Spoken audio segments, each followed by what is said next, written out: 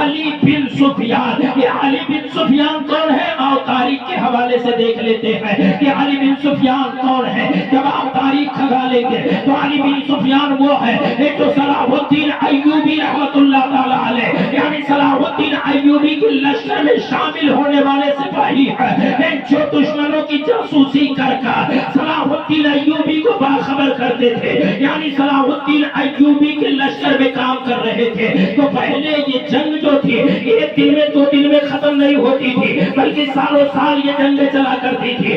سالوں سال یہ جنگ چاہے شروع رہتے تھے. اور ان کا علی بن سفیان وہ تھے جو جاسوس تھے. یعنی جنگ شروع ہونے سے پہلے بھی انہی کا کام تھا اور جنگ ہوتے ہوئے بھی انہی کا کام رہا کرتا تھا.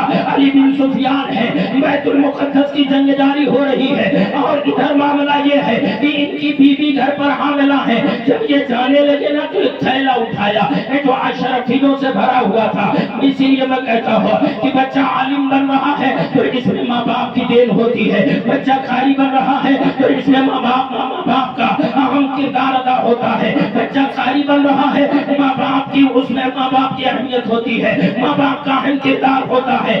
وہ صلاح الدین کے لشکر کے جاسوس علی بن سفیان ہے. جب ان کی بیوی حاملہ ہوئی جنگ کے محاذ پر جانا ہے اشرفیوں کی تھیلیاں اٹھائی اور اٹھانے کے بعد اپنی بیوی کو دیا. بیوی نے کہا یہ کیوں دے رہے ہو؟ یہ مجھ کو ضرورت کیا ہے؟ کہا سنو میں جنگ پر جا رہا ہوں اور میرا پتہ نہیں کہ جو آدمی جنگ میں جاتا ہے وہ واپس آتا بھی ہے کہ نہیں آتا ہے. میرا کوئی بھروسہ نہیں ہے کہ میں جنگ سے واپس آؤں گا کہ نہیں آؤں گا. بیوی نے کہا پھر اشرفیوں کی تھیلیاں میں کیا کروں گی؟ کہا اس کو سنبھال کر کے رکھو. اگر میں جنگ سے واپس آ گیا تو ٹھیک ہے ورنہ جو تمہارے پیٹ میں بچہ پروان چڑھ رہا ہے اگر بیٹی پیدا ہوئی تو انہی پیسوں سے اس کا نکاح کر دینا. لیکن اگر بیٹا پیدا ہوا تو تمہاری مرضی چاہے اپنے اوپر خرچ کر لینا چاہے مکان میں خرچ کر دینا چاہے اپنے سنگار میں خرچ کر دینا جہاں چاہنا خرچ کر دینا. اور کی مشیت یہ کہ آپ کیونکہ علی بن سفیان ادھر جنگ میں جا رہے ہیں. چند ایام کے بعد جنگ ماہ کے بعد ایک چاند سا بیٹا پیدا ہوتا ہے جس کو زمانہ عبد الرحمن کہتا ہے.